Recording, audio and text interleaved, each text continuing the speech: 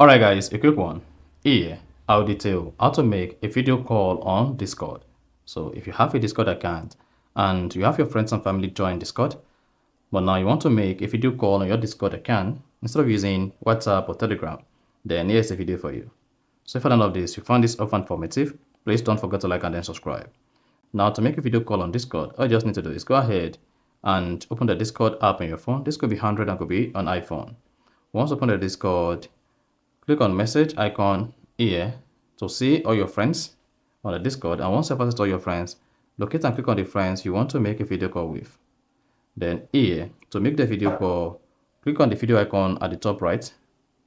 Then choose spot that says allow Discord to take pictures and record video. So go ahead and click on while using the application.